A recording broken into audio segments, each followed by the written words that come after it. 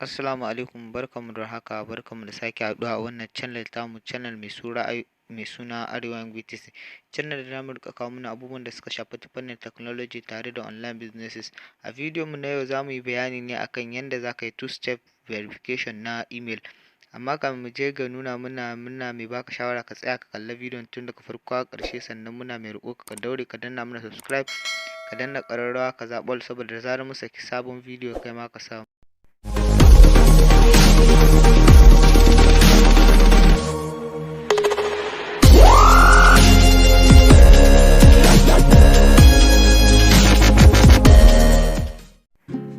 Da farko dai da ka shigo cikin Gmail ɗinka kamar haka, sai ka danna na sama wajen da zai bayyana maka su Gmail da ke kan wayanka. Sai ka zo ka shiga manage your Google account. Kana shiga manage your Google account na kai clicking kan shi, za ka ga ya kawo ka fuska kamar haka. Sai ka ɗan ja daga nan sama wajen da ka ga rubutun nan, za ka ga an sa home. Sai ka ɗan ja shi yayi gefe kamar haka. Za ka ɗan ja shi gefe a hankali har wajen da ka ga an sa security kamar haka. za ka yi clicking bisa kan shi. Kana clicking bisa kan shi zai ɗan loading da kai, zai kawo ka wannan fuska kamar haka. Nan wajen za ka yi scrolling in shi ne zuwa ƙasa a hankali sai ka bi da inda aka sa wajen two-step verification. Gashi nan kamar haka, za ka diba a hankali. Gashi nan wajen yanda na samu na kai ma za ka diba, sai ka yi clicking bisa kan shi. Kana danna bisa kan shi, za ka ɗan jira shi ma zai ɗaya maka loading.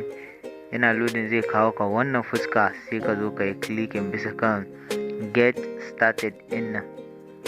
Kana danna get started, za ka ga ya kawo ka page ɗin nan. Nan wajen za ka sa password ɗinka na Gmail ɗinka ne. Kana danna sai ka danna, kana sa password ɗin sai ka danna next. Kana danna next, za ka ga ya ɗan loading shi ma. Abubuwan da sai dai ka ɗaya hankuri. Da ya yi loading zai kawo ka wuri kamar haka. Nan wurin da ka ga iya wayoyin da aka yi login Gmail ɗinka bisa kai, iya wayoyin da Gmail ka kai. Ka gani akwai Infinix Hot 9 da kuma Tecno P15, iya su ne. Sannan kuma nan za ka ga don't see your details. Ba shi za ka danna don't see your details ɗin ba, za ka ja zuwa ƙasa kai. Idan ka ja zuwa ƙasa, za ka ga wuri da aka sa abin nan kamar haka, wajen da aka sa continue. Kana danna continue ɗin nan, za ka ga ya wuce da kai. Za ka ga ya kawo ka fuska kamar haka. Nan wajen nan ne number ɗin da za a kira ka da shi, ko a tura ma nan number za a tura ma code ɗin da za ka yi amfani da shi nan gaba.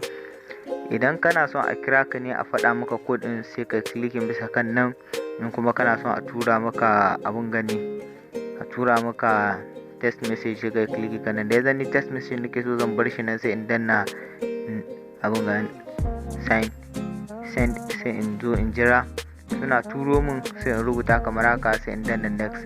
Kana danna next zai wuce, sai kawo ga wuri kamar nan wajen. Sai ka zo ka danna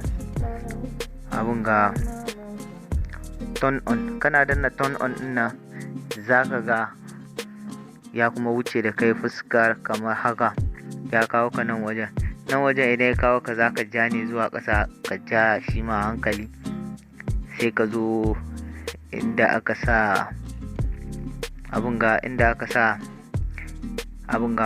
backup codes, sai ka danna nan wajen, sai ka yi clicking bisa kan shi, sai ka shiga.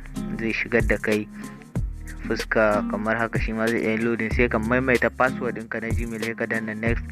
Kana danna next, sai ka ɗan yi hankuri, zai kawo ka nan. Sai ka danna get backup codes bisa kan nan wajen, sai ka danna shi.